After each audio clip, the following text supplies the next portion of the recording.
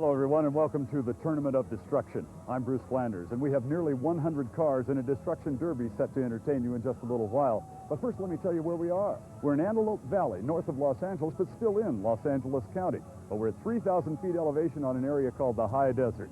A fair is going on, the 51st annual, and the local people are quite proud of it. But right now, the grandstands are packed with fans. The demons of destruction are about to start Derby number 3. Remember, nearly anything goes.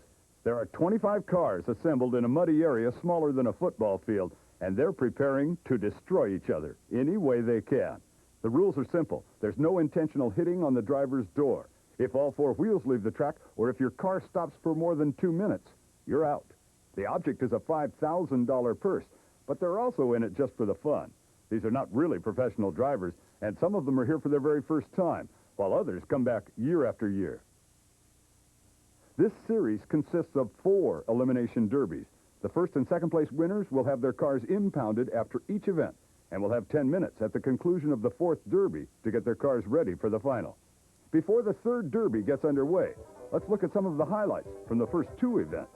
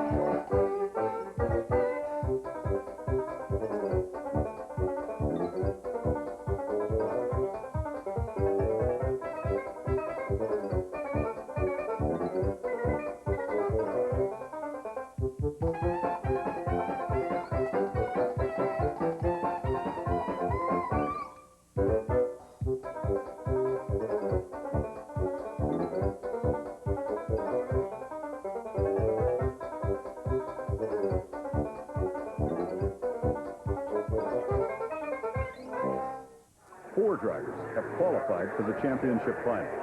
The 3rd derby will begin with the starter's green flag and end when only 1 car is left running. And the wind-up sign is given now, and it's changing. Here it comes. Full green flag, and competition in elimination round number 3 is underway. Car 54, where are you? Randy Peters tries to lay one in with the Mercury. Misses and gets hit by number 52, Larry Warren. It's time to protect that radiator and lay those blows in. Because remember, they're dividing up some pretty good cash out of these 4 elimination rounds. $800 to win, $500 to be declared second place, and $300 for third. Plus, you get to move up into the grand finale if you finish first and second. So number 53, the station wagon that was in your picture for just a minute. Rona Connors, a mother of 3. We'll talk more about her in a little while. But look at this action over in the corner as 65 tries to send them on out. Mike Lesmeister. And car 54. Oh, Randy Peters, you are amazing to watch, lad. Throw it back into reverse. Oh, and there's Rona. Rona Connors, the mother of 3 out of Palmdale in the pink station wagon. Still, very few cars are ineligible. In fact, let's look back at Rona Connors. This is her first time. She's a rookie at this game, but not doing too badly right there. I asked her before the event, how do you practice for something like this? It was funny because my husband was on the hood of the car, and he was making me go backwards, and he'd say, when I say bang, it means go back into drive and go forward. So every time he went into bang, I'd stop, and I'd go forward, and then I'd go back again. He'd say bang. So and I said, what happens now? You know, you're not back there telling me, bang. So what do I do? He never fell off the hood? No, he didn't fall off. How is he as a coach? He's all right. You know, but everybody gets nervous, especially when their husband or their father or somebody's telling them. $800 up to win this thing. Did that influence you at all? Yeah. You're going for the money? Yeah. I want the money. Rona may be hunting the money, but she just took a hit to the left front corner of her pink station wagon. A veteran of 9 years in this form of competition is the driver of number 55, right there, Richard Lander. And we know he's having a good time. I can guarantee it. I asked him earlier, what's it like to drive one of these cars? It's better than sex, I tell you. It's only once a year, but it's a lot of fun. A whole bunch of fun. You got to be in the car to know what it's like. Well, being in the car right now, I have a feeling would be a rocky experience. Early stages now of elimination event number 3, and number 61 coming in with the chair on the roof. That's the easy way to identify him, Donnie Beeson's 69 Buick. They spent a lot of time painting those tires. You can see the traction has not improved a lot either. The water truck's been out between rounds and put down a little bit more water, although it isn't as flooded as it was for the first of the elimination round. Car 67 back there working his way through the distance. That's J.R. Engel in a 72 Plymouth. We'll talk more about him later. He's a local disc jockey, and he's actually broadcasting from inside the car. Not many of them have dropped out of the competition yet. You know, you've got to stay parked for that full 2 minutes, and wait a minute, there's one going up in smoke. Oh, it's number 53, Rona, whom we just visited with. Or maybe she'll get it to restart. We've seen some miracles already. Uh-oh, watch this one. Going to push him right out of the park. And going out is number 68, Gordon Hansen. And I was hoping to tell you more about that car, because it was the only front-wheel drive car. In fact, it's his front wheels that are out into the ditch. Maybe we'll get a chance to check at him later. Ooh. There he is. Yeah, see, the front-wheel drive Cadillac trying to dig his way back out of the ditch. Number 70 coming in with a little authority there, Greg Durfan. 73 still running, even though the right rear is definitely flat. Audie Murphy, a 74 Chevy. And he tries to put the number 57 car on out over the wall. Robert Thomason at the wheel of that. Ooh. You know, when they get wedged in, I mean, I'm not an expert at this either, but I find that if you can wedge a car in and wedge your opponent into a position where he can't move anymore, he's as done as ever, even if his transmission is still working. 52, there is not much left working on that car. Larry Warren, a 74 Mercury when it started the evening. Oh, and he takes another hit, but keeps right on going. 57, the one that's turned sideways right in the center of your screen. Robert Thomason, 71 Plymouth, gets back out of there with some authority. Wiley Richards, though, takes a hit on him with that number 56 Oldsmobile. And earlier we talked about J.R. Engel and his broadcast. Let's listen in. Head-to-head. Oh, almost got sandwiched there. Another fire on the field, ladies and gentlemen. Oh, yeah? Oh! You can play that game. Two can play that game. I got to put this guy in gear and start her up again. Uh-oh. Turn my switch on. How's that? Turn your car. Boy, that sounds like a busy broadcast to be involved in. There is a fire in a car out there. I can't see the number of the car, but the firemen right on the scene with the bottle, they should put it under control here in just a moment. Boy, that's flaming up pretty well. That's the number 52, a 74 Mercury, Larry Warren. I'm amazed that that car is even running at all. It has taken some serious damage. There's no damage showing there. Number 67, the disc jockey, J.R. In fact, he's kind of been lurking over in the background, kind of just barely hitting people, just lightly tapping them. That's number 59, Carol Gulick, one of the other ladies that is driving in competition. Big windup and a hit. And J.R. got out of there without any damage once again. He was in the right gear. 75 Pat Cappy was the one who tried to make the hit. Another small flame job in the back there. But again, one of the fire officials right on the scene. There's the disc jockey, J.R. A little bit of damage to him, but not a lot. And we're down to where there aren't a lot of cars left running, and there are many of them that are just totally wasted. And J.R. looks like he's in pretty good shape. Trying to put the finishing touches to 75, Pat Cappy. On the driver's door, or didn't it look like it? That's supposed to be a gauche maneuver. 2, maybe 3 left running, that's all. Again, a small flame there, but these fire officials have really been Johnny on the spot.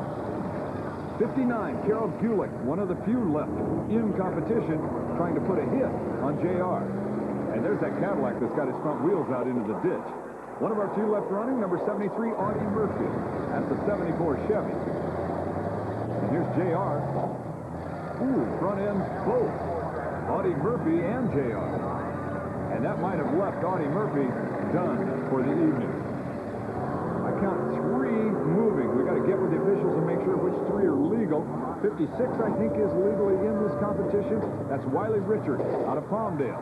And I was going to say, there might be only 2 left moving after that hit, but number 58 continues on. Bob McCullough, a 68 Plymouth. Sure, it was a 68 Plymouth. You can tell, can't you? JR, one of the few left. Planting one more right there. You know, the crowd not loving this guy. They've been watching him through this whole competition, and they're not in love with the performance of the local disc jockey. Number 58, Bob McCullough, gets one more hit, and that might have been, even though it was a light tap, that might have been just enough to put McCullough away. Here comes one more. Not very artfully put in a position. Let's see where JR's headed now. A fire has broken out once again in a car that has been abandoned. Effectively, the driver was taken out of it a while ago when it caught on fire the first time. And now they're trying to keep it from being a real crispy critter.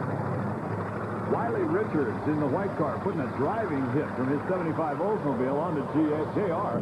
And the crowd reacts favorably to that as once again there's a small fire.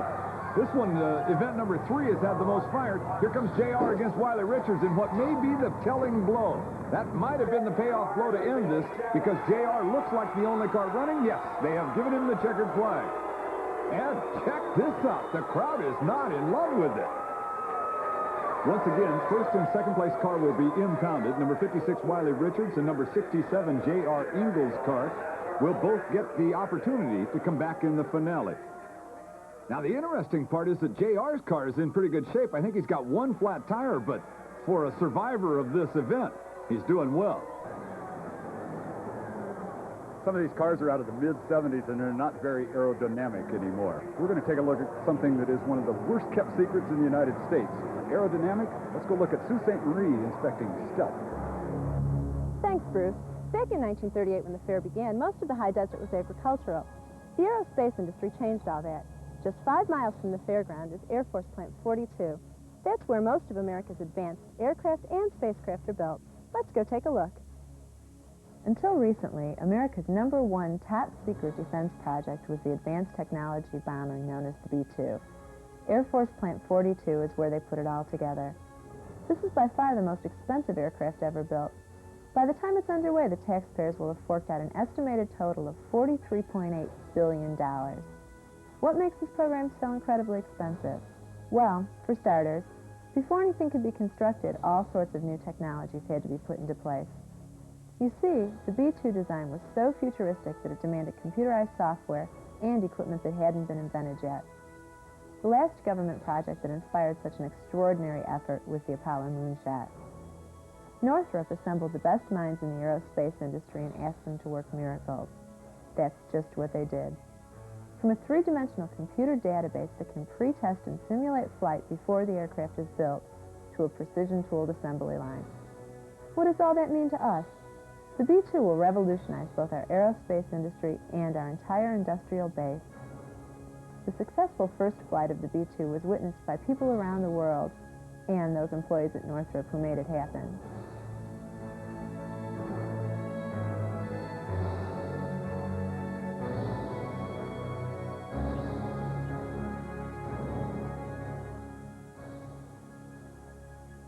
At $500 million apiece, I wonder how many monthly payments that would be. I'm Sault Ste. Marie. Let's go back to Bruce Flanders at the Demolition Derby. Well, I don't know how many monthly payments it'd be, Sue, but here's the guy who comes after you if you skip many of them. Yeah, it's Freddy Fender. Car number 85, a 72 Chevy. And it's that ghoulish-looking slasher up on top of the car. And he invites other people to hit him because it feels so good. That's number 91, Scott Seymour, behind the wheel. Seymour acknowledging his introduction to the crowd. Again, 25 cars are just about ready to go. That's 100 Pat O'Donnell, one of the last of them to be moving into place. Number 96, this car did double duty in a figure-8 race last night. We might get a chance to show you more of that in a little bit. And here it is, Demolition Derby, round number 4, starting the engines. Well, not one of them. They were given this signal to just start engines, and number 93, Mike Martin, decided that was the green flag. And now the officials have said, well, we might as well, and they're waving the green flag. But 93, Martin, jumped the gun heavily. Oh, they're into it now. And you might notice something else that I'm just seeing. They forgot to water, or they didn't water, in between these last two. And it has dried out a lot now. There's more traction, and they're hitting hard. Big payoff hits. 96, that's the car. Lonnie Ladyman, the one that did double duty and was also a figure 8 racer. 93, that's Mike Martin who jumped the gun. There's 85, Fender. But we haven't eliminated very many of them yet. It's early. Fender getting together with Ladyman. 94, Dave Reeder going through there. And Ladyman laying on another hit. 89, Wayne Brazil in the blue car. Punching his own right front corner in. 100, O'Donnell in the tire store car getting a hit from the number 94, Dave Reeder. Chasing now is Robert Watts, 76. Number 90, Jim Burns, a sitting duck, and 97, Randy Holicross delivers a blow. That's Tom Thomas trying to get it into gear. The action, fast and furious, and now, as hard as they've been hitting, we've eliminated over a third of the 25 cars. Oh, my. If you're out of it and you're sitting there, it must feel so helpless to have them just come barreling into you. 81, grabbing a gear. Steve Kassoff getting away. 92 right there, backing up. Jerry English drills one home. From above, we can see that there's at least half of the cars now appear to be stopped. But remember, they got to stay stopped for a full 2 minutes before they're technically out of the scoring. 94, stout hit for Dave Reeder. 92, Jerry English circling around. His car has already absorbed quite a bit of punishment. And the 75 volts gets ready to dish out a little bit more as he goes hunting for somebody. There's Freddy Fender. And, he gets a rather stout blow from number 96, Lonnie Ladyman. Shakes his fist at him, and here he comes. Here, Lonnie, here's the payback instantly. Number 77, backing up, trying to lay one in also. John Stegman out of Quartz Hills, the 74 Chevy. Now 83 has got momentum going with it. He's going to try and send him out. Look at this. Old Faithful, the Geyser. Brian Palmer, a 75 Ford wagon who does have radiator problems? I'd say so. 98, stuck in, hooked in traffic as Dave Kipp, a 76 Chrysler, was stacked. And did they push 77 out of the arena or not? They're still trying, but he's fighting his way back. 77, Stegman gets back into the arena and stays eligible. Wow, I'm amazed. There, another big hit. 91, Scott Seymour, a 70 Chrysler. I think this guy wants out. He says, can I get out of here? I have had it. Hooked to him right now is the number 96, Lonnie Ladyman. Before the event, I asked Ladyman if he had any friends in the grandstand. Yeah, we bought about $300 worth of tickets, and so I got quite a bit of crowd out here tonight myself. What are you going to do? Give me your strategy now. The flag turns green, and what happens? I'm taking no prisoners. I found that a refreshing attitude to have, Lonnie Ladyman. Meanwhile, driving in down below is 91, Scott Seymour, the 70 Chrysler, hooking to 92, Jerry English. And right there, they're going by Lonnie Ladyman, who looks like he's being held prisoner right now as he's hooked up with apparently no horsepower. 81, Steve Kassoff, still an eligible contender, but we'd be smoking heavily there. I thought I saw maybe 5 of them running, but these two have got to get separated. 91 Seymour and 92 English are both trying to go opposite directions, and some of the other competitors trying to deal a blow there. 90 Burns in one of the station wagons, and 100 O'Donnell in the other wagon are 2 of the other competitors yet running at the moment. Here comes 77 around. John Stegman. 83 was getting a little help through there in traffic. Roger Riddell. And off into the ditch is 100, Pat O'Donnell. He's not getting out of there. Oh, what a hit. The crowd loved that hit. 91, Seymour belts one home. 77 and 81, big miss right there. Oh, and Freddy Fender got a hit. Now he's talking to a Fender. Look at how much shorter the hood is on that car. Put it in reverse. Do the damage. 78 taking a lick is James Danton. 85 there, circling in front of you. Freddy Fender with the 72 Chevy just skins by one. 93. That was a hit to the driver's door. That's the one that they don't like to do. Roger Riddell taking the hit. Fender, is he going to get it to run once again? The nightmare of Division Street, shaking his fist out. He's been working the crowd, working even the other drivers that are parked, and somehow that car continues to run. Into the weeds you go. Be done with you now. 77 went off into the weeds. John Stegman. Oh, and that's a rather stout fire. He's got his helmet off, and he's decided, we're getting out of this deal. Meanwhile, the fire extinguisher on the scene. That's been one busy fireman that we've seen working several times. Freddy Fender. Powered by me, it says on the side. And I bet the power steering working quite... Look at that steering wheel spinning around in there. Can't be connected anymore to tie rod. Well, who's left running?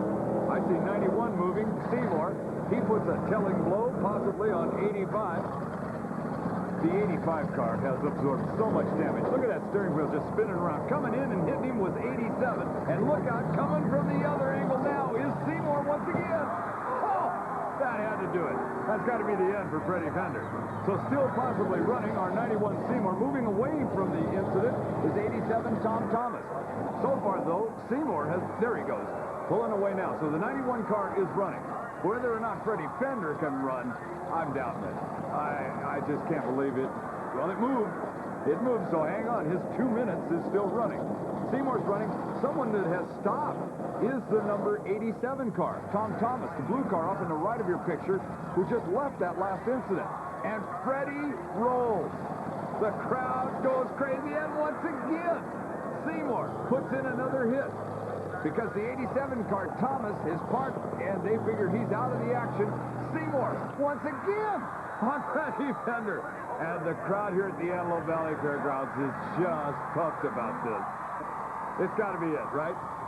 I mean, this has got to be all that Freddy's car can take, Freddy up on the roof can take, anybody can take. And number 91 comes back one more time. All right, 91, Seymour, the 70 Chrysler. Wait, who's that? That's 94, and he just fired up. Dave Reeder in the number 94 car. The officials have told me that Reeder has been sitting now for much longer than his 2 minutes, and technically he is disqualified. But who's going to run out there and tell him? And did you hear that crowd? Yeah, Fender is rolling once again. He can't steer it. He can't point it anywhere, but technically he's still moving. Number 94, the ineligible car, Dave Reeder. He's got his gun sight set, and he lays one in on Fender. Did you see the right front wheel on that car? Almost gone, folded in underneath. It appears as though the judges have declared this one an over and declared a winner. And that winner is number 91, Scott Seymour, which the crowd enjoys. But the part that they are now enjoying even more is that number 85, Freddy Fender, has been decided as the second-place driver. Look at this. Fender working the crowd. He's enjoying it. I don't think he's going to have an awful lot to contribute, though, when we come back to the finale. Seymour ends up $800 richer after round number 4, and Freddy Fender $500 richer. The first and second place cars that were impounded after each of the derbies have now been released to their anxious pit crews, and they'll have to reassemble them into running order and get them lined up in just 10 minutes. That's a short amount of time considering the extensive damage. Will they all make it? I wonder. The green flag waits for no one. Earlier, we promised you some figure-8 racing, and now's the perfect time to take a look at what happened last night on this fairgrounds while they work on their cars.